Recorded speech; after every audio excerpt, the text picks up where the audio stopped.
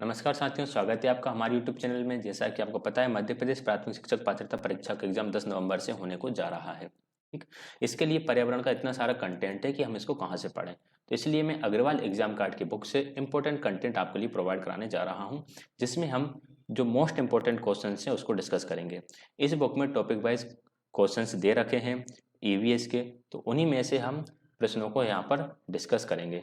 और यहाँ पे मैंने 200 लिख रखा है कि हम टॉप 200 क्वेश्चन यहाँ पे डिस्कस करने वाले हैं। ठीक है, क्वेश्चंस आप करके चले जाओगे तो इसमें से 15 क्वेश्चन आना है। तो 200 में से अगर 15 भी नहीं और 10 भी आ गए तो वही काफ़ी बेहतरीन रहेगा हमारे लिए कि यार 15 में से अगर 10 क्वेश्चन भी आप पर्यावरण के बना पाए। बाकी 15 नंबर का पर्यावरण का शिक्षण शास्त्र आएगा, जिसको हम अलग से पढ़ेंगे, जो हमारी शिक्षण शास्त्र वाली प्लेलिस्ट है उसके माध्यम से। स्टार्ट करते हैं क्वेश्चन के डिस्कशन का। अगर आप ये बुक परचेस करना चाहते हैं तो इसका लिंक डिस्क्रिप्शन में दे रखा है, आप वहाँ से ये बुक खरीद सकते हैं। बढ़िया बुक है, टॉपिक वाइज कंटेंट दे रखा है, रिवीजन के लिए बहुत अच्छी बुक है। विषय से आपको भटकाएगी नहीं, विषय से आपको जोड़े रखेगी। अब हम चलते हैं हमारे प्रश्नों की तरफ। तो ये सारे प्रश्न हैं जो हम आज की वीडियो में समझने वाले हैं।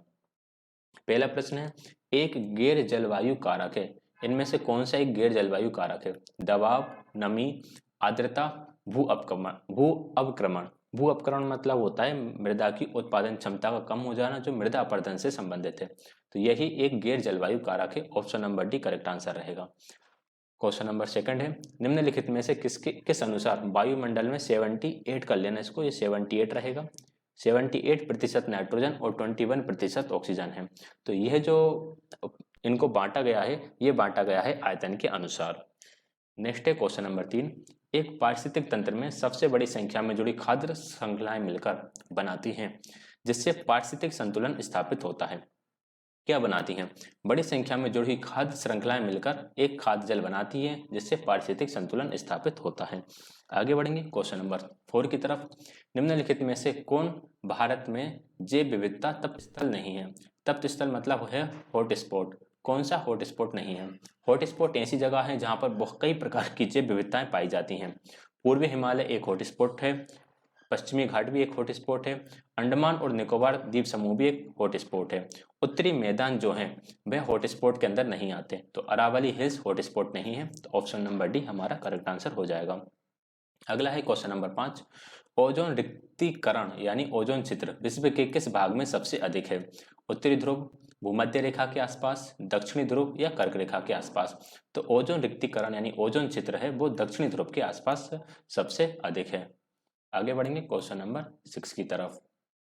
क्वेश्चन नंबर 6 थोड़ा सा विस्तृत है। पारिस्थितिक तंत्र में की स्टोन प्रजातियां क्या हैं? की स्टोन एक ऐसी प्रजाति है जो हमारे पर्यावरण के लिए काफी इंपॉर्टेंट है। यह नाइट्रोजन स्थितीकरण और भी कई क्रियाओं में भाग लेती हैं। वे प्रजाति जो एक संपूर्ण पारिस्थितिक तंत्र को परिभाषित करने में मदद करती है और जिनका उन्मूलन पारिस्थितिक तंत्र को गंभीर रूप से प्रभावित कर सकता है। बिल्कुल ठीक है। की स्टोन को अगर आप हटा दोगे तो आपके जितने भी ये वाटर साइकिल चल रहे हैं, नाइट्रोजन साइकिल चल रहे हैं, ऑक्सीजन साइकिल चल रहे हैं, ये सारे डिस्टर्ब हो जाएंगे। वे प्रजातियां जिनका उन्मूलन पारिस्थितिक तंत्र को लाभ पहुंचाता है, उन्मूलन यानी इनको हटाना लाभ नहीं पहुंचाएगा, इनका उन्मूलन तंत्र को प्रभावित नहीं करेगा, बहुत बुरी तरह प्रभावित करेगा। चट्टानी स्थानों पर पाई जाने वाली प्रजातियां और इनके उन्मूलन से पारिस्थितिक तंत्र पर कोई प्रभाव नहीं पड़ेगा, ये भी गलत है। Right answer option number first है, इनके उन्मूलन से पारिस्थितिक तंत्र पर बहुत ही गंभीर प्रभाव पड़ेगा। अगला है क्वेश्चन नंबर 7। क्वेश्चन नंबर 7 है कि निम्नलिखित में से पारिस्थितिक तंत्र में ऊर्जा का एकमात्र स्रोत है? तो हमें पता है कि ऊर्जा का एकमात्र स्रोत सूर्य का प्रकाश है। नेक्स्ट है क्वेश्चन नंबर 8, पेड़ों का संरक्षण आंदोलन था, इनमें से कौन सा पेड़ों का संरक्षण आंदोलन था? हालांकि चिपको आंदोलन, एपिको आंदोलन, जंगल बचाओ आंदोलन, ये तीनों ही पेड़ों से संबंधित है, लेकिन राइट आंसर इसका ऑप्शन नंबर बी रहेगा। चिपको आंदोलन पेड़ों के संरक्षण से संबंधित था। एपिको आंदोलन कर्नाटक से संबंधित है। पांडुरंगा हेगड़े, इसको याद रखना, पांडुरंगा हेगड़े के नेतृत्व में कर्नाटक में अपिक्को आंदोलन चलाया गया था। क्वेश्चन नंबर 9 है, सर्वाधिक स्थिर पारिस्थितिक तंत्र है, पारितंत्र है, ऐसा कौन सा पारिस्थितिक तंत्र है जो बहुत ज्यादा स्थिर है? तो यह है महासागर। क्वेश्चन नंबर 10, निम्नलिखित में से कौन वनोन्मूलन का परिणाम नहीं है? इसके ऑप्शन पिछले पेज पे दिए होंगे। वनोन्मूलन का परिणाम नहीं है, तो हम देख लेते हैं वनोन्मूलन से क्या क्या नहीं होगा। वनोन्मूलन से तापमान में वृद्धि होती है। प्रदूषण के स्तर में वृद्धि बिल्कुल होती है। भूजल स्तर में कमी भी होती है, लेकिन तापमान में कमी नहीं होती। पेड़ों को काटने से तापमान में नहीं होगी, तापमान जो है स्थिर रहेगा। निम्नलिखित में से किस तलछटी चट्टान की प्राकृतिक उपस्थिति के कारण मिट्टी की प्रकृति अक्सर क्षारीय हो जाती है? कौन सी धातु है जिससे मिट्टी, या कौन सी चट्टान है जिससे मिट्टी क्षारीय हो जाती है? तो मिट्टी चूना पत्थर के कारण क्षारीय हो जाती है। अम्लीय मिट्टी जो होती है उसमें चूना डाला जाता है। अगर आप इस माहौल से जुड़े होंगे तो आपको पता होगा। अगला है क्वेश्चन नंबर 12, ओजोन छिद्र सामान्यतः वर्ष के किस समय में विकसित होता है? तो याद रखिएगा, ओजोन छिद्र जो है वो अगस्त के अंत और अक्टूबर की शुरुआत में विकसित होता है। आगे बढ़ते हैं क्वेश्चन नंबर 13 की तरफ। ग्लोबल वार्मिंग का मुख्य कारण क्या है? ग्लोबल वार्मिंग का मुख्य कारण क्या होगा? सूर्य ऊर्जा, रेडियोधर्मिता, परमाणु ऊर्जा, या वातावरण में ग्रीन हाउस गैसों की बढ़ती सांद्रता? तो ग्रीन हाउस गैसों के कारण ग्लोबल वार्मिंग हो रहा है। Right answer option number D रहेगा। क्वेश्चन नंबर 14 है, भारतीय वनस्पति सर्वेक्षण बीएसआई की स्थापना किस वर्ष रॉयल बोटेनिक गार्डन कलकत्ता में की गई थी? क्या होगा इसका राइट आंसर? 1890। 1890 में भारतीय वनस्पति सर्वेक्षण की स्थापना की गई थी। आगे बढ़ते हैं अगले क्वेश्चन की तरफ। क्वेश्चन नंबर 15, एक ही पारितंत्र में सभी खाद्य श्रृंखलाएं क्या कहलाती हैं? पोषी स्तर, विभिन्न खाद्य श्रृंखलाएं, खाद्य जाल, या पारिस्थितिक पिरामिड? तो एक ही पारिस्थितिक तंत्र में विभिन्न खाद्य श्रृंखलाएं मिलकर खाद्य जाल बनाती हैं, तो ये खाद्य जाल कहलाती हैं। अगला क्वेश्चन है, 1985 में जैव विविधता बायोडाइवर्सिटी शब्द किसने गढ़ा था? मोस्ट इंपोर्टेंट क्वेश्चन है, काफी इंपोर्टेंट क्वेश्चन है ये, तो इसको आप टिक कर लीजिएगा और स्क्रीनशॉट लेके इसका रख लीजिएगा। तो ये दिया था वॉल्टर जी रोसेन के द्वारा। क्वेश्चन नंबर 17 है, निम्नलिखित में से द्वितीयक उपभोक्ता क्या है? जितने भी शाकाहारी हैं वो प्राथमिक उपभोक्ता के अंदर आते हैं, और जितने भी मांसाहारी हैं वो द्वितीयक उपभोक्ता के अंदर आते हैं। तो राइट आंसर हो जाएगा इसका लोमड़ी। लोमड़ी द्वितीय उपभोक्ता है। क्वेश्चन नंबर 18 है, एक जीव है जिसका उपयोग किसी पारितंत्र की गुणवत्ता को मापने के लिए किया जाता है। पारितंत्र की गुणवत्ता को मापने के लिए बायो इंडिकेटर का प्रयोग किया जाता है। क्वेश्चन नंबर 19 है, ज्ञात वैश्विक जैव विविधता में भारत का योगदान लगभग कितने प्रतिशत है? तो ये जो जैव विविधता है, जैव विविधता में भारत का योगदान है 8%। Option number B correct answer रहेगा।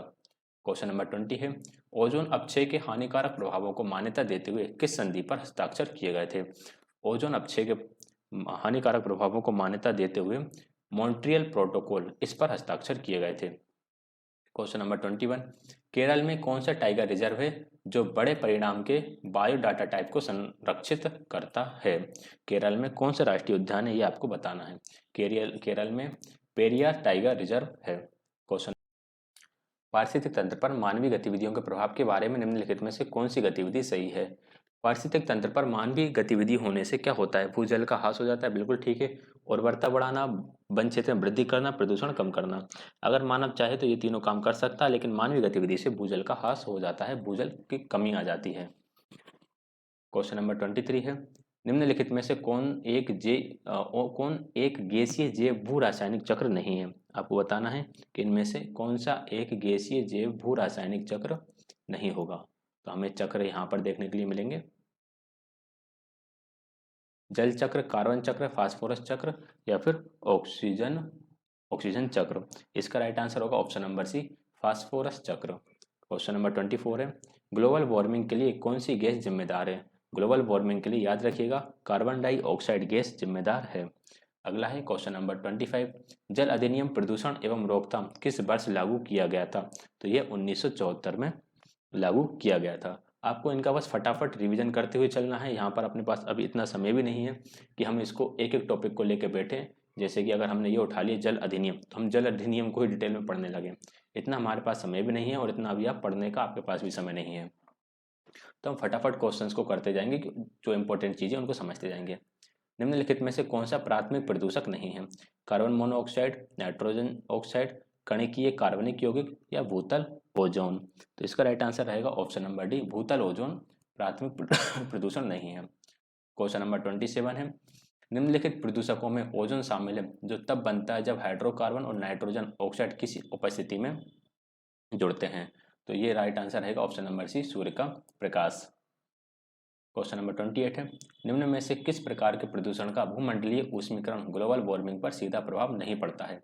वायु प्रदूषण, भूमि प्रदूषण, जल प्रदूषण या ध्वनि प्रदूषण? ग्लोबल वार्मिंग का प्रभाव ध्वनि प्रदूषण पर नहीं पड़ता है, बाकी इन तीनों पर बहुत प्रभाव पड़ता है। प्रदूषण नियंत्रण बोर्ड स्थापित किए गए हैं गांव में, जिला, गांव, राज्य, मोहल्ले। तो राज्य स्तर पर प्रदूषण नियंत्रण बोर्ड स्थापित किए गए हैं।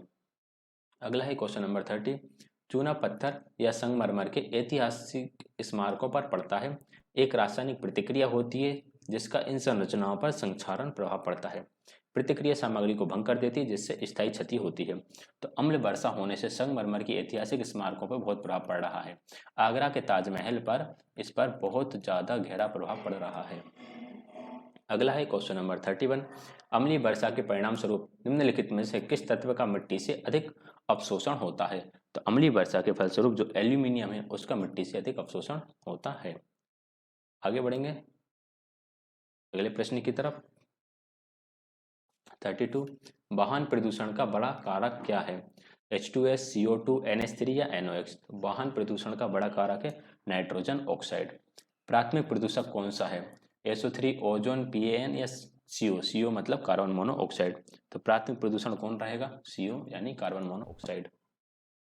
जल के भौतिक प्रदूषण में कौन सा तत्व नहीं है? विद्युत चालकता, रंग, गंध या पीएच मान? पीएच मान जल का रासायनिक गुण के अंदर आता है, इसलिए इसका उत्तर पीएच होगा। यह रासायनिक गुण के अंदर आएगा। रासायनिक प्रदूषण, निम्नलिखित में से किस व्यक्ति ने ग्रीन हाउस की खोज की थी? ग्रीन हाउस की खोज इसमें से किसने की थी? तो जोसेफ फूरियर ने ग्रीन हाउस की खोज की थी। नेक्स्ट क्वेश्चन है क्वेश्चन नंबर 36, अत्यधिक बाष्पोत्सर्जन का क्या कारण है? Nitrogen, carbon dioxide? इस क्वेश्चन को भी छोड़ दीजिएगा। आगे बढ़ते हैं क्वेश्चन नंबर 37, हवा में सर्वाधिक मात्रा में पाई जाने वाली गैस कौन सी? नाइट्रोजन है 78%। एक वायु प्रदूषक के बारे में निम्नलिखित कथनों पर विचार करें। आपको बताना है कि ये कौन सा वायु प्रदूषक है। एक मिनट, थोड़ा सा इसको एडजस्ट करते हैं। यह पेट्रोल, कार्बन, प्राकृतिक गैस, कोयला, लकड़ी जैसे ईंधन के अपूर्ण दहन से उत्पन्न होता है। यह रंगहीन, गंधहीन गैस है। निम्नलिखित में से किस गैस के बारे में बात की जा रही है? अपूर्ण दहन। जब भी किसी भी प्रकार के ईंधन का अपूर्ण दहन होता है तो उससे कार्बन मोनोऑक्साइड निकलती है। कार्बन मोनोऑक्साइड रंगहीन, गंधहीन गैस है। इसे दम घोटू लिखा है, इसे दम घोटू गैस भी कहते हैं, क्योंकि इससे आपका दम घुट जाता है और आपको पता भी नहीं चलता। अगला है क्वेश्चन नंबर 39, वायु में नाइट्रोजन का परसेंट कितना है? 78% है। प्रदूषित जल के द्वितीयक उपचार से BOD का कितना प्रतिशत भाग निकल जाता है? प्रदूषित जल के उपचार से BOD का 85% भाग निकल जाता है। तो ये हमने फर्स्ट चैप्टर से टॉप 40 क्वेश्चन डिस्कस करे। अगला क्वेश्चन है, निम्नलिखित में से कौन EVS के व्यापक विषयों के अंतर्गत नहीं आता? परिवार और रिश्तेदार, पौधे, आश्रय, चीजें जो हम बनाते हैं और करते हैं। EVS के 6 व्यापक विषय हैं। कितने विषय हैं? 6 विषय हैं, जिसमें से एक विषय है पर्यावरण और रिश्तेदार। अगला विषय आपका आ जाता है भोजन। भोजन के बाद इसके अगला विषय है पानी। याद रखिएगा, ये व्यापक विषयों के नाम पूछ सकते हैं। इसके बाद आता है आश्रय। आश्रय के बाद आता है यात्रा। यात्रा के बाद आता है चीजें जो हम बनाते और करते हैं। तो ये हो गया पहला, दूसरा, तीसरा, चौथा, पांचवा, छठा। ये 6 व्यापक विषय हैं। तो पौधे व्यापक विषय के अंतर्गत नहीं आता। Right answer option number B रहेगा। आगे बढ़ेंगे नेक्स्ट क्वेश्चन की तरफ। क्वेश्चन नंबर सेकंड क्वेश्चन है, विरासत के प्रति जागरूकता के संबंध में INTACH का पूर्ण रूप क्या है? इसका पूर्ण रूप है कला और सांस्कृतिक विरासत के लिए भारतीय राष्ट्रीय न्यास। आगे बढ़ेंगे क्वेश्चन नंबर 3, आवास व्यवस्था के उन प्रकार का नाम बताइए जिसमें जानवरों को विपरीत दिशा में शेड में बांधा जाता है। शेड की सफाई और गायों का दूध दोहना आसान है और पशु से पशु में रोग संचरण की संभावना भी कम हो जाती है। इसे बोलते हैं आवास की पूंछ से पूंछ प्रणाली। इसके ऑप्शन हमें यहाँ देखने के लिए मिलेंगे। इसका राइट आंसर रहेगा ऑप्शन नंबर ए, आवास की पूंछ से पूंछ प्रणाली। अगला है क्वेश्चन नंबर 4, बाल हत्या एवं स्वजाति पक्षपात पक्षपात निम्न में से किसे दर्शाता है? सांस्कृतिक सापेक्षता, जातीयता, सांस्कृतिक बाहुल्यवाद या सांस्कृतिक चयन। बाल हत्या और स्वजाति पक्षपात जो है वो दर्शाता है सांस्कृतिक सापेक्षता को। आगे बढ़ेंगे अगले क्वेश्चन की तरफ। क्वेश्चन नंबर 5, किस प्रणाली के तहत महिलाएं एक से अधिक पतियों से शादी करके उन्हें अपने साथ रख सकती हैं? इसको बोलते हैं बहुपतित्व विवाह या बहुपतित्व प्रथा। Right answer option number B रहेगा। कई जनजातियां हैं हमारे यहाँ, उन जनजातियों की अपने अपने नियम कानून हैं, उस हिसाब से इसका right answer option number B है। सामाजिक संरचना की केंद्रीय इकाई क्या है? सामाजिक संरचना के केंद्र में होता है परिवार। Right answer option number C. आगे बढ़ेंगे क्वेश्चन नंबर 7 की तरफ। परिवार समाज की धुरी है, यह कथन किसका है? CH कुले, मैकीवर पेज, अगस्त कैम्पटे, अरस्तु। तो ये कथन है अगस्त कैम्पटे का, याद रखिएगा, एग्जाम में पूछा जा सकता है। अरस्तु के अनुसार दोस्ती के कितने प्रकार हैं? अरस्तु के अनुसार दोस्ती के 3 प्रकार हैं। 3 प्रकार कौन कौन से हैं? एक होती है उपयोगिता की दोस्ती, एक होती है आनंद की दोस्ती, और एक होती है चरित्र पर आधारित दोस्ती। एक दोस्ती आपके काम के लिए करते हो कि ये व्यक्ति मेरे काम का है या नहीं। एक आप उस व्यक्ति को दोस्त बनाते हो जो आपके साथ जिसके साथ आपको मजा आता है, और एक उसको दोस्त बनाते हो जिसका चरित्र अच्छा होता है। 3 प्रकार के दोस्ती होते हैं। परंपरावादी हिंदू परिवार का स्वरूप किस प्रकार का था? हमारे जो परंपरावादी हिंदू परिवार थे वह संयुक्त परिवार की तरह रहते थे। चींटियों का जो घर है उसे क्या कहते हैं? चींटियों के घर को बाम्बी कहा जाता है। ये हमारी जो क्षेत्रीय भाषा है उसी भाषा का अक्षर है बाम्बी। आगे बढ़ेंगे अगले क्वेश्चन, अगला चैप्टर शुरू होता है और साथ ही अगला क्वेश्चन है। ये वाले जो क्वेश्चन है ये खेल से रिलेटेड रहेंगे। इससे पहले जो क्वेश्चन थे वो आवाज से रिलेटेड थे। काफी इंपॉर्टेंट क्वेश्चन है, ये आपको एग्जाम में बहुत हेल्प करेंगे। क्रिकेट के खेल में पिच की लंबाई कितनी होती है? तो 22 गज होती है। डबल फॉल्ट किस खेल से संबंधित है? डबल फॉल्ट संबंधित है टेनिस से। निम्नलिखित में से किसे खेल खेलने का लाभ माना जाता है? निम्नलिखित में से किसे खेल खेलने का लाभ माना जाता है? ये बच्चों को उनके खाली समय में सोने के बजाय पढ़ने में मदद करता है। ये कार्यालय कार्य के साथ बेहतर समय प्रबंधन में मदद करता है। ये शारीरिक फिटनेस और मानसिक स्थिरता में सुधार लाने में मदद करता है। इससे बच्चों को घर से बाहर निकलने में मदद मिलती है। Right answer option number C रहेगा। यह शारीरिक फिटनेस और मानसिक स्थिरता में सुधार लाने में मदद करता है। अगला क्वेश्चन है होपमैन कप किस खेल से संबंधित है? याद रखिएगा, इंपॉर्टेंट क्वेश्चन है। होपमैन कप जो है वह टेनिस से संबंधित है। Option number C correct answer रहेगा। पिंग पोंगप्पो के अलावा टेनिस का दूसरा नाम क्या है? पिंग पोंगप्पो के अलावा टेनिस का दूसरा नाम है विव वाफ। Option number C correct answer रहेगा। आगे बढ़ेंगे क्वेश्चन नंबर 6 की तरफ। क्वेश्चन नंबर 6 है किस फुटबॉल टीम के पास सबसे अधिक विश्व कप चैंपियन के खिताब हैं? तो सबसे ज्यादा विश्व कप चैंपियन के खिताब हैं ब्राजील के पास। Option number D correct answer है। क्वेश्चन नंबर 7 है पहला कॉमनवेल्थ गेम्स कब आयोजित किया गया था? पहला कॉमनवेल्थ गेम जो है वो आयोजित किया गया था 1930 को। Option number B right answer रहेगा। क्वेश्चन नंबर 8 एशियाई खेलों की मेजबानी करने वाला पहला देश कौन है? एशियाई खेलों की मेजबानी करने वाला पहला देश अपना देश भारत है। आगे क्वेश्चन नंबर 9 प्रथम तह शतरंज का आविष्कार किसके द्वारा किया गया था? प्रथम से तह शतरंज जो थी उसका आविष्कार एक पुजारी के द्वारा किया गया था। क्वेश्चन नंबर 10 फीवा, ये फीफा नहीं है, ये फीवा है। फीवा खेल किस टूर्नामेंट से संबंधित है या किस खेल का टूर्नामेंट है? तो ये आपके बास्केटबॉल खेल का टूर्नामेंट है, याद रखिएगा, इंपॉर्टेंट क्वेश्चन है। फीफा विश्व कप की शुरुआत किस वर्ष में हुई थी? फीफा विश्व कप की शुरुआत 1930 में हुई थी। Option number B correct answer रहेगा। अगला है क्वेश्चन नंबर 12 बैडमिंटन के खेल में शटलकॉक को इस नाम से भी जाना जाता है। जो शटलकॉक होती है उसे किस नाम से जाना जाता है? उसे वर्डी भी कहा जाता है। खेल खेलने का मुख्य उद्देश्य क्या होता है? मनोरंजित होना, दूसरे लोगों को कुछ लाभ देना, पैसा कमाना सॉरी, या जीविका को पूरा करना। खेल खेलने का जो मेन लाभ होता है वो होता है मनोरंजित होना, और एक इससे हमारा शरीर तंदुरुस्त होता है और दूसरा मनोरंजित भी हम हो जाते हैं। क्वेश्चन नंबर 14 है अंतरराष्ट्रीय क्रिकेट में सर्वाधिक व्यक्तिगत रन बनाने वाला खिलाड़ी कौन है? सबसे ज्यादा व्यक्तिगत रन बनाने वाला खिलाड़ी सचिन तेंदुलकर है। कबड्डी किस देश का राष्ट्रीय खेल है? कबड्डी बांग्लादेश का राष्ट्रीय खेल है। क्वेश्चन नंबर 16 है, निम्नलिखित में से किसे मलखंभ का जन्म स्थान माना जाता है? मलखंभ का जन्म स्थान माना जाता है अपने नासिक को। Option number B correct answer रहेगा। अगला है क्वेश्चन नंबर 17, 2022 ओलंपिक का आयोजन कहाँ किया गया है? चाइना, नीदरलैंड, बरमूडा या इंग्लैंड? 2022 जो ओलंपिक था उसका आयोजन चाइना में किया गया है। गोल्फ से किस खिलाड़ी का संबंध है? इनमें से किस खिलाड़ी का गोल्फ से संबंधित है? रोरी मैकइलरॉय का गोल्फ से संबंधित है। क्वेश्चन नंबर 19, क्रिकेट का पहला विश्व कप कब खेला गया था? इंपॉर्टेंट क्वेश्चन है। क्रिकेट का पहला विश्व कप 1975 में खेला गया था।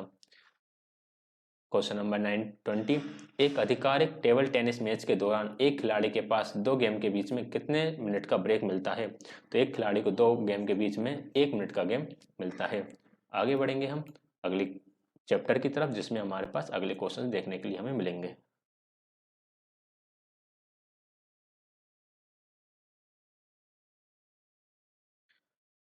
ये है हमारे भोजन प्रणाली से संबंधित क्वेश्चन है। इसमें लोह तत्व युक्त भोजन ग्रहण करने से क्या प्राप्त होता है? लोह तत्व युक्त भोजन ग्रहण करने से हीमोग्लोबिन प्राप्त होता है। Option number B correct answer रहेगा। अगला क्वेश्चन है क्वेश्चन नंबर 2, एक आहार जिसमें सभी महत्वपूर्ण पोषक तत्व शामिल हो उसे क्या कहेंगे? जिस आहार में सभी पोषक तत्व शामिल होते हैं उसे संतुलित आहार कहते हैं। भोजन में सभी पोषक तत्व की कमी के कारण, भोजन में यदि पोषक तत्व की कमी है तो उससे क्या कौन सी समस्या हो सकती है? भोजन में पोषक तत्व की कमी से कुपोषण हो सकता है। तो राइट आंसर इसका कुपोषण रहेगा, जो कि हमें यहाँ ऑप्शन में देखने के लिए मिलेगा। क्या होता है उससे? कुपोषण हो जाता है। आगे बढ़ते हैं क्वेश्चन नंबर 4 की तरफ। शरीर के विकास में मदद करता है कौन सी चीज़ें जो शरीर के विकास में मदद करती है? तो हम सभी जानते हैं प्रोटीन जो है यह शरीर के विकास में मरम्मत करता है। ये हमारी टूटी फूटी मांसपेशियों की मरम्मत में मदद करता है। क्वेश्चन नंबर 5 है, इनमें से कौन भारत में खाद्य सुरक्षा का वैध कारण नहीं है? ज़्यादा जनसंख्या, जानखोरी व कालाबाजारी, खाद्यान्न भंडारों का अति प्रवाह, दिए गए विकल्पों में से कोई नहीं। इसका राइट आंसर रहेगा ऑप्शन नंबर सी, खाद्यान्न भंडारों का अति प्रवाह खाद्य सुरक्षा का कोई वैध कारण नहीं है।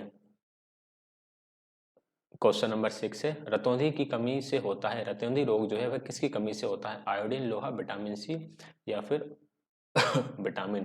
तो रतौंधी जो होता है वो विटामिन की कमी से होने वाला रोग है, और खासकर ये विटामिन ए की कमी से होता है। क्वेश्चन नंबर 7 है, वसा कैलोरी प्रति ग्राम का योगदान करता है। इसका राइट आंसर रहेगा ऑप्शन नंबर ए बट्टा। वसा जो होता है 9 कैलोरी प्रति ग्राम योगदान करता है। सबसे ज़्यादा कैलोरी जो होती है वो हमें वसा से ही प्राप्त होती है। विश्व के 3/4 लोगों का खाद्यान्न क्या है? विश्व के 3/4 लोगों का खाद्यान्न है गेहूं व चावल। ज़्यादातर लोग विश्व में गेहूं और चावल ही खाते हैं। 3/4 मतलब 75%। निम्न में से कौन सा आइटम विटामिन का स्रोत नहीं है? अब यहाँ पर शायद विटामिन बी लिख रहे थे या क्या लिख रहे थे, यहाँ पर आंसर की में अंडा आंसर दिया हुआ था, तो ये विटामिन बी ही होगा। अंडे में विटामिन डी होता है। क्वेश्चन नंबर 10 है, सुक्रोज को आमतौर पर किस रूप में जाना जाता है? सुक्रोज को आमतौर पर शर्करा के रूप में जाना जाता है। अगला है क्वेश्चन नंबर 11, दंत चिकित्सक दांत दर्द निवारक के लिए किस तरह के फल खाने को कहेगा? हमारे दांतों के लिए विटामिन सी युक्त फल काफ़ी अच्छे होते हैं, तो खट्टे और रसदार फल खाने के लिए वह हमसे कहेगा। पहले बेरी बेरी किसकी कमी के कारण होता है? बेरी बेरी विटामिन बी1 की कमी से होता है। आपके शरीर को विटामिन और खनिजों की आवश्यकता होती है, क्यों होती है?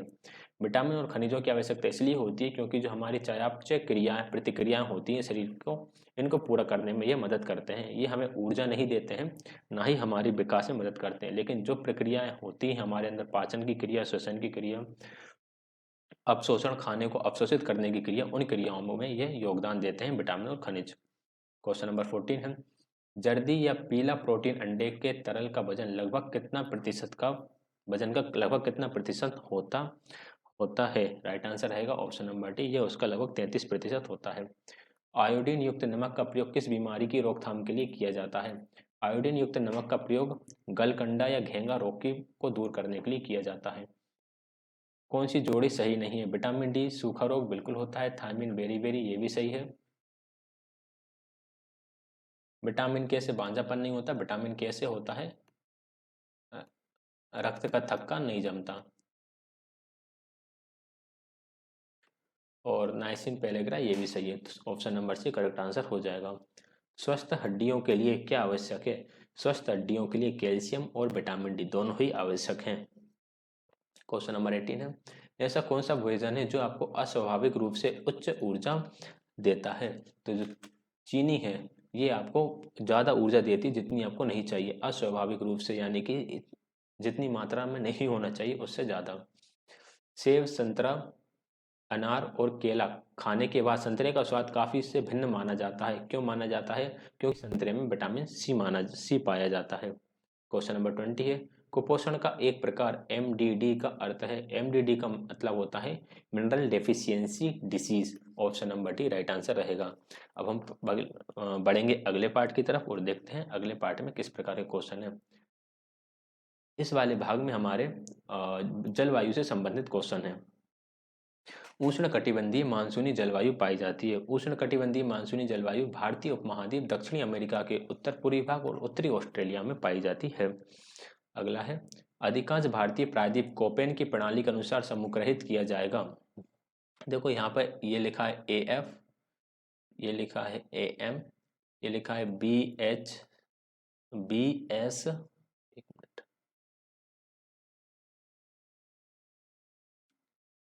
BSH और ये लिखा है CFB। ठीक है, इनके आधार पर जलवायु को वर्गीकृत किया गया है। यहाँ पे जो AM है, AM का मतलब होता है कि ऐसी जलवायु जो जिसमें मानसून भी आता है और ये थोड़ी शुष्क भी होती है। तो हमारे भारत में मानसून भी आता है और फिर गर्मी सर्दियों के टाइम पे शुष्क जलवायु भी होती है। Option number D correct answer रहेगा। कहीं यदि आपको ओनली बी दिख जाए तो इसका मतलब होता है रेगिस्तान। ठीक है, और यदि आपको जो AF लिखा हुआ है AF दिख जाए तो AF का मतलब होता है उष्ण कटिबंधीय गीला। उष्ण कटिबंधीय गीला। ठीक है, क्वेश्चन नंबर 3 है, इसमें AM आ जाएगा।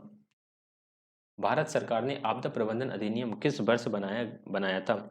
भारत सरकार ने 2005 में आपदा प्रबंधन अधिनियम बनाया। एक लंबे समय 30 वर्ष से अधिक के लिए एक बड़े क्षेत्र में मौसम की स्थिति और बदलाव के योग को क्या कहते हैं?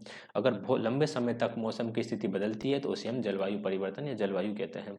जल में होने वाली क्रमिक अवस्थाओं के क्रम को क्या कहते हैं? जल में होने वाली क्रमिक अवस्थाओं के क्रम को हाइड्रोसर कहा जाता है। हेपेटाइटिस ए रोग है। हेपेटाइटिस ए एक लीवर जनित बीमारी है, इससे लीवर पे इफेक्ट पड़ता है। फ्लोराइड से दूषित पेयजल के कारण क्या हो सकता है? फ्लोराइड के से दूषित पेयजल के कारण फ्लोरोसिस हो सकता है। प्रदूषण के कारण जल प्रदूषक के आधार पर जल प्रदूषण के दो स्रोत कौन कौन से हैं? प्रदूषण के आधार पर जल प्रदूषण के दो स्रोत होते हैं, एक होता है बिंदु स्रोत और एक होता है गैर बिंदु स्रोत। ये ऑप्शन हमें ऊपर देखने के लिए मिलेंगे। बिंदु स्रोत और गैर बिंदु स्रोत। बिंदु स्रोत में हमें पता होता है कि किस पॉइंट से जल का प्रदूषण हो रहा है। गैर बिंदु स्रोत में हमें पता नहीं होता कि पानी खराब तो हो रहा है लेकिन कहाँ से हो रहा है। क्वेश्चन नंबर 9 है, निम्नलिखित में से कौन सा स्वच्छ जल संसाधन है? स्वच्छ जल का संसाधन निम्नलिखित में से कौन सा है? तो नदी जो है वह एक स्वच्छ जल का संसाधन है।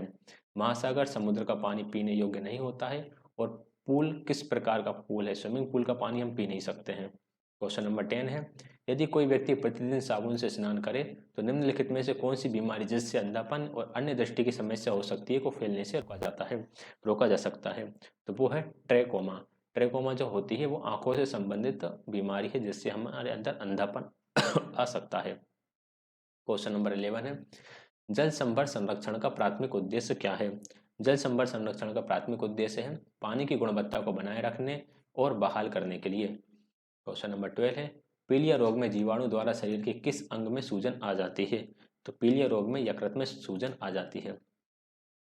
किस उद्योग को उत्पादन प्रक्रिया के दौरान बड़ी मात्रा में पानी की आवश्यकता होती है? तो सबसे ज़्यादा पानी की आवश्यकता होती है शराब की भट्टी और कार्बोनेटेड पेय उद्योगों में, जिसमें कोल्ड ड्रिंक वगैरह हमारी शामिल है। क्वेश्चन नंबर 14 है, अत्यधिक शराब के सेवन करने से शरीर का कौन सा अंग विशेष रूप से प्रभावित होता है? अत्यधिक शराब के सेवन से हमारा जो यकृत है वह प्रभावित होता है। भारत में जल संरक्षण प्रणाली का उपयोग प्राचीन काल से किया जाता है। खाद्यान्न पद्धति का प्रयोग किस राज्य में किया जाता है? खाद्यान्न पद्धति का प्रयोग राजस्थान में किया जाता है। पानी के शरीर के आसपास का एक क्षेत्र जिसमें पानी का वह भाग के अधीन होता है, यह एक वाटरशेड का प्रकार है। वाटरशेड एक प्रकार की प्रणाली होती है जिसमें पानी को बहने का, निकलने का रास्ता बना होता है। इसमें वर्षा के जल को निकलने का, बर्फ के जल को निकलने का या अन्य जल के निकलने का रास्ता होता है। तो इसका राइट आंसर वाटरशेड रहेगा। यहाँ पे क्वेश्चन लिखा नहीं है, सही ढंग से लिखा गया था लेकिन इसमें टाइपिंग में एरर हो गई है बहुत सारी। अगले क्वेश्चन की तरफ पढ़ेंगे। विश्व में प्रति व्यक्ति पानी की उपलब्धता के मामले में भारत का स्थान कौन सा है? तो भारत का स्थान 133वां है। भूजल का उपयोग निम्नलिखित में से किस गतिविधि के लिए सबसे अधिक किया जाता है? भूजल का यानी भूमि के अंदर जो जल है इसका सबसे अधिक उपयोग किया जाता है कृषि के लिए।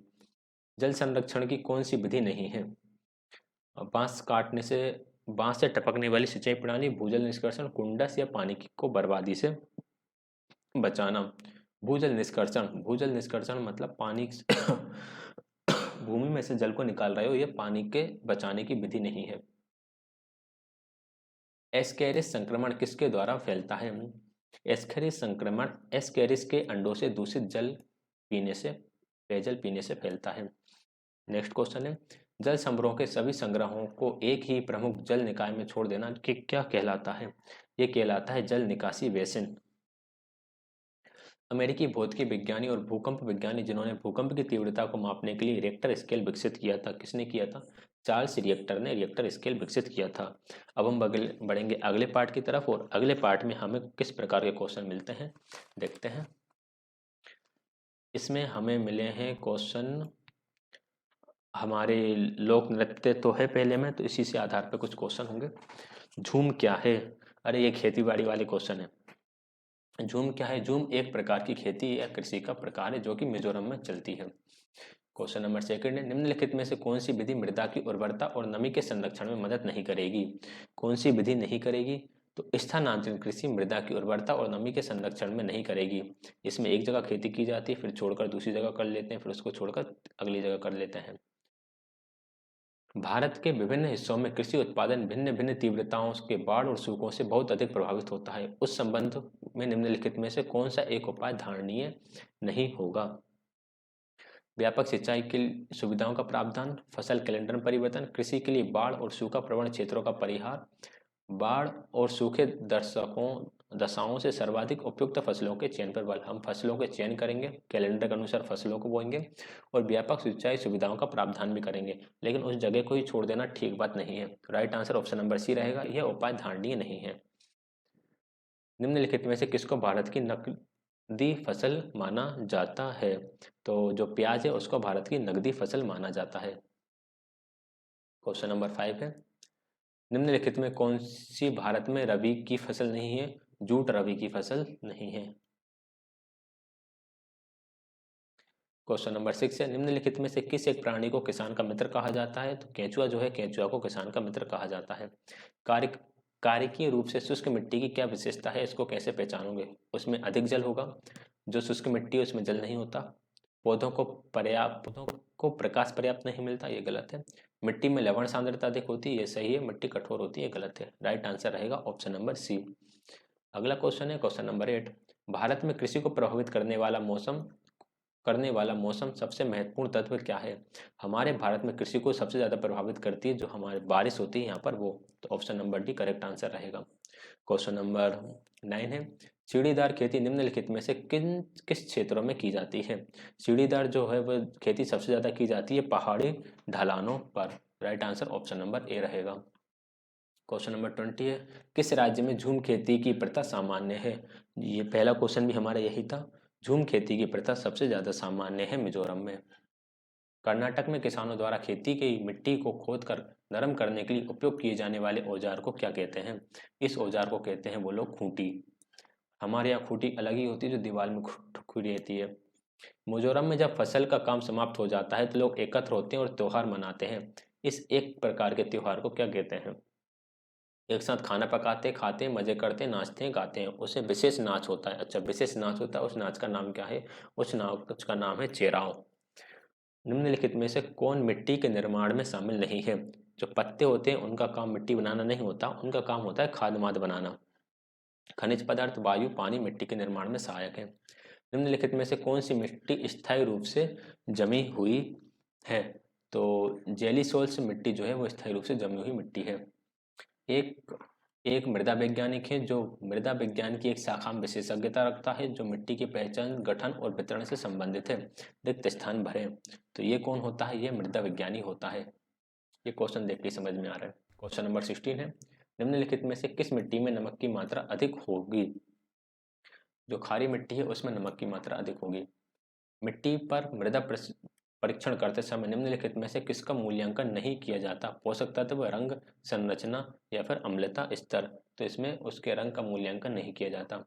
भारत का मृदा सर्वेक्षण निम्नलिखित में से किस वर्ष में स्थापित किया गया था? तो इसका आंसर मैं यही लिख देता हूँ, ये स्थापित किया गया था 1958 में, 1958 में।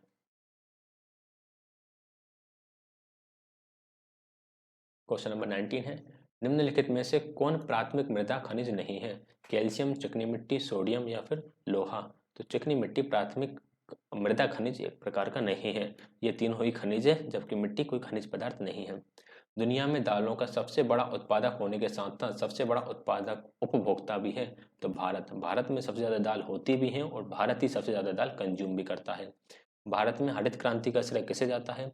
हरित क्रांति का श्रेय जाता है डॉक्टर एम.एस. स्वामीनाथन को।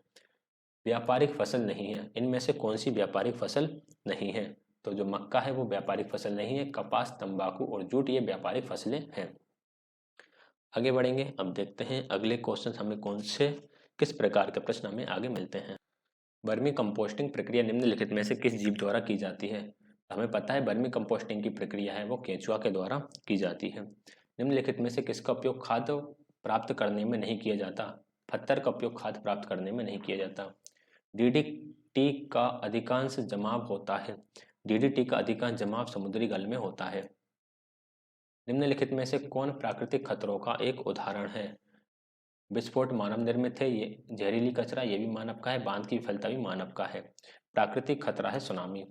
प्लास्टिक के निर्माण और उपयोग को विनियमित या नियंत्रित करने वाला भारत का पहला राज्य कौन सा है? तो ये हिमाचल प्रदेश भारत का पहला राज्य है। यूरिया निम्नलिखित में से किसका उदाहरण है? यूरिया एक प्रकार का सरल उर्वरक है, स्ट्रेट फर्टिलाइजर है। विद्युत स्विच बनाने के लिए किस प्लास्टिक का उपयोग किया जाता है? विद्युत स्विच बनाने के लिए बेकेलाइट का उपयोग किया जाएगा। उपयुक्त तापमान और परिचालन स्थितियों के तहत एक उचित रूप से डिजाइन की गई भट्टी में नगर पालिकाओं के ठोस या अपशिष्ट को जलाने की प्रक्रिया को क्या कहते हैं? इसको सैनिटरी लैंड रिलीफ की कहा जाता है और इसका आंसर इसको भस्मीकरण कहा जाएगा। सैनिटरी लैंड रिलीफ तो अलग चीज़ है, इसको भस्मीकरण कहा जाता है। नगर पालिकाओं के पास अलग भट्टी होती है, उसमें भरकर ये कचरे को जलाते हैं। भारत में कौन सा राज्य सबसे अधिक मात्रा में रासायनिक उर्वरकों का प्रयोग करता है? तो पंजाब सबसे ज़्यादा रासायनिक उर्वरकों का प्रयोग करता है और वहाँ पे फसलें भी बहुत ज़्यादा होती हैं। अपन जितनी ज़मीन में अपन जितनी फसल उगाते हैं उससे वो 3 गुना 4 गुना फसल उगा लेते हैं। निम्नलिखित में से कौन कृत्रिम रेशे का उदाहरण नहीं है? तो जूट कृत्रिम रेशे का उदाहरण नहीं है, बाकी तीनों ही कृत्रिम रेशे के उदाहरण हैं।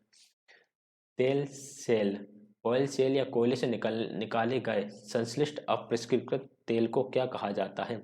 इसको सिंक्रूड कहा जाता है।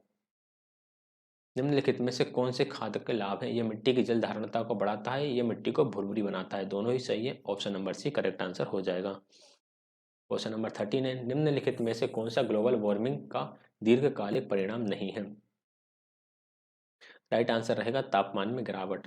ग्लोबल वार्मिंग से तापमान में गिरावट ये कोई बड़ा कारण इसका नहीं है। बाढ़ आती है, बर्फ पिघलती है, जानवरों की प्रजातियां विलुप्त हो जाती है, सही है। तापमान में गिरावट नहीं होती है, ग्लोबल वार्मिंग से तो तापमान में वृद्धि हो जाती है। ग्लोबल वार्मिंग के खिलाफ लड़ने के लिए संकल्प लेने के उद्देश्य से हर साल निम्नलिखित में से कौन सा सम्मेलन होता है? तो हर साल एक संयुक्त राष्ट्र का सम्मेलन होता है जिसे हम बोलते हैं संयुक्त राष्ट्र जलवायु परिवर्तन सम्मेलन। भारत में प्रथम उर्वरक कारखाना कहाँ खोला गया था? भारत में प्रथम उर्वरक कारखाना जो था वो तमिलनाडु में खोला गया था। निम्नलिखित में से कौन सा सिंचाई का पारंपरिक तरीका है? तो ये चेन पंप चेन पंप एक पारंपरिक तरीका है। जीवन की बेहतर गुणवत्ता की तलाश में भीड़भाड़ वाले शहर क्षेत्रों से शहर के बाहर स्वच्छ क्षेत्रों में लोगों के जाने की प्रक्रिया को क्या कहा जाता है? इसको उपनगरीकरण कहा जाता है, जिसको हम जो फार्म हाउस है ना, अगर बहुत सारे फार्म हाउस बन जाए तो एक उपनगरीकरण का प्रकार हो रहेगा। क्वेश्चन नंबर 18 है, निम्नलिखित में से कौन सा बहुलक प्लास्टिक से हल्का और स्टील से मजबूत होता है? तो 2DAP1 जो है प्लास्टिक से हल्का और स्टील से मजबूत होता है। इससे निपटने के लिए खाद बनाना एक उपयुक्त तरीका है। घरेलू कचरा जो है इससे निपटने के लिए आप क्या कर सकते हो, इसकी एक खाद बना सकते हो। तो ये हमारा ये वाला पार्ट कंप्लीट हो गया है। अगले पार्ट की तरफ हम चलते हैं। अब हमारे वैज्ञानिक जो हैं, जो हमारे अंतरिक्ष से संबंधित क्वेश्चंस यहाँ पर हमें देखने के लिए मिलेंगे। करेंगे इन प्रकार के क्वेश्चन को भी। पिछली बार अंतरिक्ष से कहा था, काफ़ी क्वेश्चंस आए हुए थे। फर्स्ट है, पृथ्वी का पहला कृत्रिम उपग्रह किस वर्ष सफलतापूर्वक प्रक्षेपित किया गया था? तो 1957 में प्रक्षेपित किया गया था। SLV-3 को किस वर्ष सफलतापूर्वक प्रक्षेपित किया गया था? SLV को 1980 में सफलतापूर्वक प्रक्षेपित किया गया था। निम्नलिखित में से कौन सा उपग्रह SLV-3 के प्रथम सफल प्रक्षेपण द्वारा प्रक्षेपित किया गया था? रोहिणी सैटेलाइट 3 को सफलतापूर्वक प्रक्षेपित किया गया। मनुष्यों को अंतरिक्ष में भेजने वाला संयुक्त राज्य अमेरिका कौन सा देश है? संयुक्त राज्य अमेरिका मनुष्यों को अंतरिक्ष में भेजने वाला दूसरा देश था। पहला रूस था। भारतीय राष्ट्रीय अंतरिक्ष अनुसंधान संगठन के समय भारत के प्रधानमंत्री कौन थे? तो उस समय भारत के प्रधानमंत्री थे इंदिरा गांधी। PSLV का सफल परीक्षण किस वर्ष हुआ था? PSLV का सफल परीक्षण 1994 में हुआ था। देखिए इसमें जो एयर वाले हैं वो आप सारे छोड़ दें, वही बेटर रहेगा, क्योंकि याद रहेगा नहीं। पहले कुछ इंपॉर्टेंट याद रखिएगा, वो आर्यभट्ट को प्रक्षेपित किया था वो वाला डेट याद रखिएगा। बाकी तो आप भूल जाओगे अगर सारे याद करने की कोशिश करोगे तो। फिर भी मेरा काम है कराने का, इसलिए मैं करा दे रहा हूँ। न्यू स्पेस इंडिया लिमिटेड को किस वर्ष में गठित किया गया था? इसे 2019 में गठित किया गया था। भारत में पहली बार ब्रह्मोसक रॉकेट औद्योगिक प्रदर्शक का सफलतापूर्वक उड़ान परीक्षण किस वर्ष किया गया था? इसे 2016 में किया गया था। राष्ट्रीय संचार व्यवस्था रेडियो प्रसारण डाटा संप्रेषण में सहायक है, एप्पल सहायक है। भारत का सैटेलाइट मैन किस नाम से जाना जाता है? इंपॉर्टेंट क्वेश्चन है, ये क्वेश्चन काम का है, इसे एग्जाम में पूछा जा सकता है। इसका राइट आंसर रहेगा उडुपी रामचंद्र राव। क्वेश्चन नंबर 11 है, ये IMP क्वेश्चन है, इसको याद रखिएगा। चंद्रयान-1 के प्रमुख वैज्ञानिक कौन थे? चंद्रयान-1 के प्रमुख वैज्ञानिक थे जितेंद्र नाथ गोस्वामी। मार्स ऑर्बिट मिशन मोम को अनौपचारिक रूप से क्या कहा जाता है? ये भी इंपॉर्टेंट क्वेश्चन है, इसको औपचारिक रूप से मंगलयान कहा जाता है।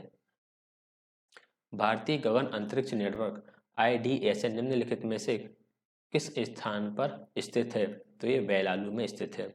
इसरो द्वारा विकसित की गई पहली स्वदेशी मानव मिशन कौन सा होगा? ये इंपॉर्टेंट क्वेश्चन है। तो यह मिशन है गगनयान। गगनयान के मिशन से इंसानों को अंतरिक्ष में भेजा जाएगा।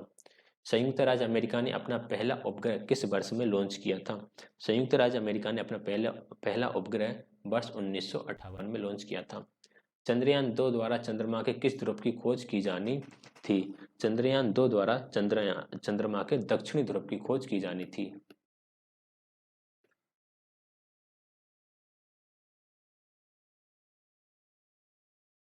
उन्नीस में स्पुतनिक सेकंड का प्रक्षेपण किस देश ने किया था? 1957 में स्पुतनिक सेकंड का प्रक्षेपण रूस ने किया था। निम्नलिखित में से कौन भारत के पहले स्वदेश निर्मित विमान वाहक पोत का नाम है? INS विक्रांत है। अगला है क्वेश्चन नंबर 19, अग्नि 5 किस प्रकार की मिसाइल है?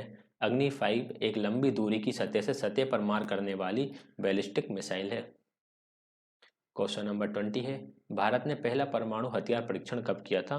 भारत ने पहला परमाणु हथियार परीक्षण 1974 में किया था। Option number C correct answer रहेगा। आगे बढ़ेंगे अगले पार्ट की तरफ, और ये रहेगा शायद लास्ट पार्ट, और आपको पता भी नहीं चलेगा कि हमने अभी तक 200 क्वेश्चन डिस्कस कर लिए हैं। चलिए, पहला, हमारे सौरमंडल का सबसे बड़ा चंद्रमा कौन सा है? हमारे सौरमंडल का सबसे बड़ा चंद्रमा है गैनीमेड। निम्नलिखित में से कौन से चंद्रमा पूर्णिमा के चांद के प्रकार हैं? Super moon, blood moon, blue moon और हार्वेस्ट मून। ये सारे ही आपके पूर्णिमा चांद के प्रकार हैं। मंगल ग्रह के कितने उपग्रह हैं? तो मंगल ग्रह के 2 उपग्रह हैं।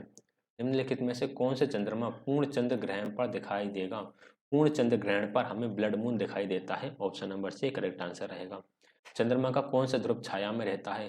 तो ये जो दक्षिणी ध्रुव है वही छाया में रहता है, जिस पर हमने चंद्रयान-2 भेजने की कोशिश की थी और चंद्रयान-3 में सफलता हासिल की थी। चंद्रयान-2 फेल हो गया था। दक्षिण उसका आंसर रहेगा।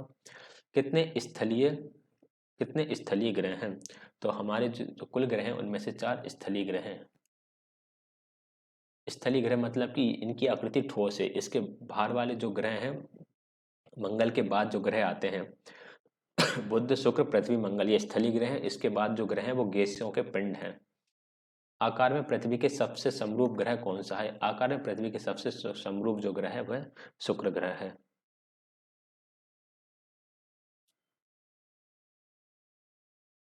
अगला क्वेश्चन है क्वेश्चन नंबर 8।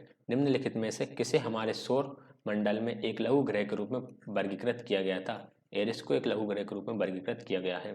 निम्नलिखित में से कौन रात्रि में सबसे चमकीला ग्रह है? तो सबसे ज्यादा जो चमकता है वो वीनस चमकता है, जिसे शुक्र ग्रह भी कहा जाता है। निम्नलिखित में से कौन सी पहली आकाशगंगा है जिसे ब्लो अवे अवस्था में देखा गया? तो यह आकाशगंगा थी आपकी POX 186। POX 186 को ब्लो अवे अवस्था में देखा गया। तो ये हमने मोस्ट इम्पोर्टेंट टॉप 200 क्वेश्चंस यहाँ पर कंप्लीट कर लिए हैं। आपको यदि किसी क्वेश्चन में हो सकता है मिस्टेक हो गई हो या गलत हो गई हो तो उसके लिए आप कमेंट कर सकते हैं, तो हम उसमें करेक्शन कर देंगे।